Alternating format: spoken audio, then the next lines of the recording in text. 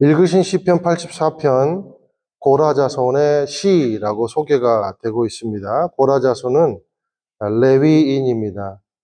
고라자손 그러면 딱 떠오르는 게 반역이죠, 반역. 그래서 민수기 16장 3절에 보면 이 고라자손이 반역을 해가지고 산채로 음부로 삼킨 바 되었다. 그런 비극을 맞게 된 그런 자손들이 바로 고라자손이다라고 소개가 되고 있습니다. 그런데 이제 한때 이 저주를 타산지석으로 삼아서 후손들은 매우 신실하게 성장을 했습니다. 그래서 다윗 시대는 이 고라 자손들이요, 다윗을 지지하고 수호하는 일에 적극적으로 앞장서기도 하고 또 칼을 빼들고 다윗 왕을 지키는 그런 담대한 일꾼들이 되기도 했습니다. 이 고라 자손의 후손 중에 우리가 유명한 사람이 있습니다. 그때 그 사람이 뭐냐면 다윗 시대의 지휘자 헤만이라는 사람. 그런 사람이 이제 고라 자손이에요. 이들은 이제 바벨론의 포로가 된 이후에도 예루살렘 성전 문을 지킨, 아주 성전 문을 지키는 그런 자손으로 유명한 자손. 그런 자손이 고라 자손입니다. 그래서 4절에서처럼 주의 집에 사는 사람들은 복이 있습니다. 그들이 주를 찬양할 것입니다. 이런 고백이 가능한 거예요. 풀이하자면, 그런데 이 말은요, 복이 다른 게 아니라, 이게 지금 4절을 풀이하는 겁니다.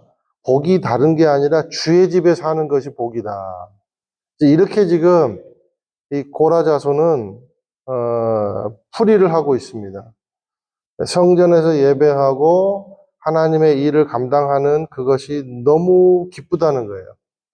그게 내 인생의 최고의 복 중의 복이다. 그러니까 내 복된 상태는 어떤 상태냐면 내가 성전 문지기로 있는 것, 주의 전에 거하는 것이 내가 복된 상태다. 이렇게 이제 고백을 하고 있는 겁니다. 우리 2절 한번 읽어보실게요. 시작. 내 영혼이 여호와의 뜰을 애타게 그리워하다가 지쳤습니다. 내 마음과 육체가 살아계신 하나님께 부르짖습니다. 자, 자신이 어떻게 그렇게 성전을 사모하는지 알게 된 계기가 여기 나옵니다. 이제 본문에 나와 있지 않지만 어떤 연유에서든지 성전을 밟을 수 없는 뭐 도피를 해 있든지 어떤 상황이든지 지금 성전을 밟을래야 밟을 수 없는 그런 상황이에요.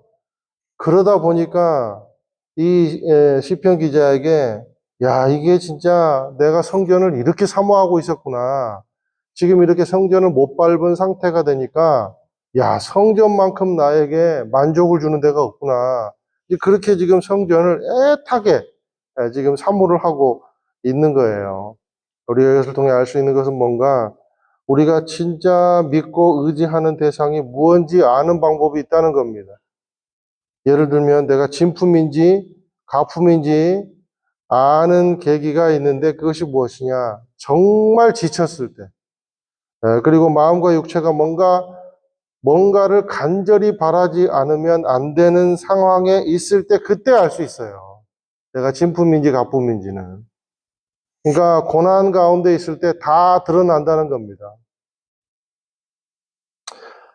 우리가 앞말기에 있는 사람의 통장에 20억이 들어있다고 쳐요. 그렇다면 그 사람의 소원이 뭐겠습니까? 야, 내가 20억 더 벌어야지. 이게 소원이겠어요? 이 돈 필요 없으니까 제발 낳는 게 소망일 거예요, 아마. 그죠?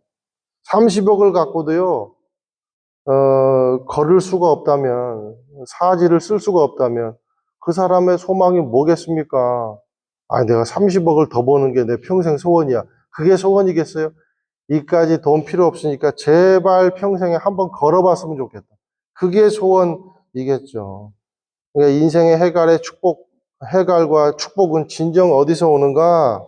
물질에서 오는 것도 아니고, 솔직히 뭐 가정에서 오는 것도 아니고, 직장에서 오는 것도 아니고, 부부관계에서 오는 것도 아니고, 이 나라의 시스템에서 오는 것도 아니고, 이념에서 오는 것도 아니고, 자기 정의에서 오는 것도 아니고, 하나님께서 거하시는 성전에 있다는 사실을 기억하게 되기를 주님의 이름으로 축원을 드립니다. 그래서 내가 산을 향하여 눈을 들리라. 나의 도움이 어디서 올 것인가? 나의 도움이 천지를 지으신 하나님께로부터만 온다라고 진정 신앙의 믿음의 고백을 하는 사람들은 그렇게 고백을 하고 있지 않겠습니까? 또 보니까요, 주의 성전에 그 사는 사람이 복되다. 주의 성전에서 섬기는 게 복되다.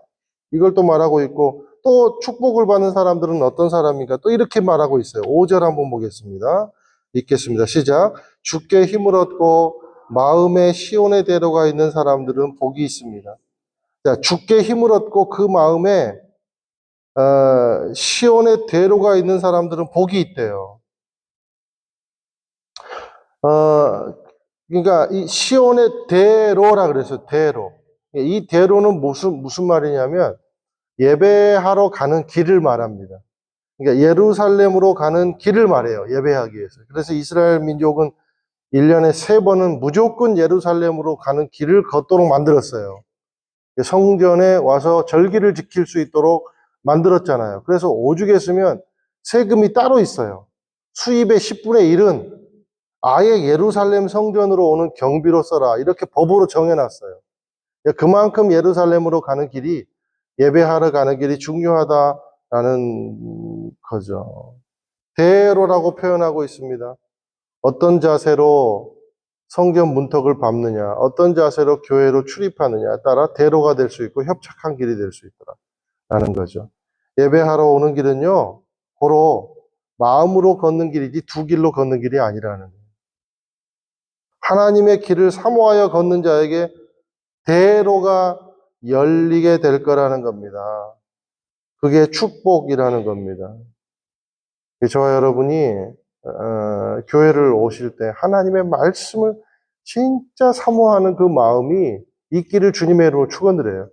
그게 첫 번째가 돼야 다른 모든 것도 풀린다는 거예요. 다른 것이 주가 되면 안 되고 주님을 사랑하는 마음, 그 마음에 내 대로가 있어야 된다는 거죠. 그게 축복된 사람들의 비결이라 그랬습니다. 그래서 말씀에도 보니까 마음에 그 길이 있는 사람, 이 복이 있다. 이 시온의 대로가 있는 사람, 마음에 시온의 대로가 있는 사람. 뭐예요? 두 다리예요? 마음에 시온의 대로가 있는 사람이 복이 있다는 거예요. 우리 마음속에 모든 가시들이 사라지게 되기를 축원드립니다. 그래야만 제대로 대로가 열리게 돼 있다라는 거죠. 주어진 인생에서 최선을 다하고 섬기고 사모함으로 가다 보면 그 길이 대로의 길이더라라는 겁니다. 또 12절 한번 읽어보실게요. 시작. 오 만군의 여호와여 주를 의지하는 사람은 복이 있습니다. 자, 인간의 불완전함은 어떻게 극복되는가? 세 번째 복이에요. 주님을 의지할 때 극복되고 그것이 복이 된다라는 거죠. 그러니까 우리의 지성, 그리고 내 감정, 그리고 내 인생의 노하우, 여러분 그거 보세요. 그거요 겨우 30년, 40년짜리예요. 우리가 여러분 직장 생활 아무리 많이 해도 몇 년이에요? 그게요 한계가 있다는 거예요. 그런데 하나님의 지혜는 무한하다. 유효기간이 없다는 겁니다. 하나님의 노하우, 하나님의 지성, 그것은 영원부터 시작돼서 영원까지 간다는 거예요. 유효기간이 없다는 거예요. 그러므로 하나님을 의지하는 것이 진짜 복이다. 찐 복이다. 라고 시인은 지금 오랜 믿음의 터득을 하면서 우리에게 고백을 해주고 있는 것입니다. 우리가 의지할 대상이 세계와 만물의 주인임에 감사하게 되시기를 주님의 이름으로 축원드립니다.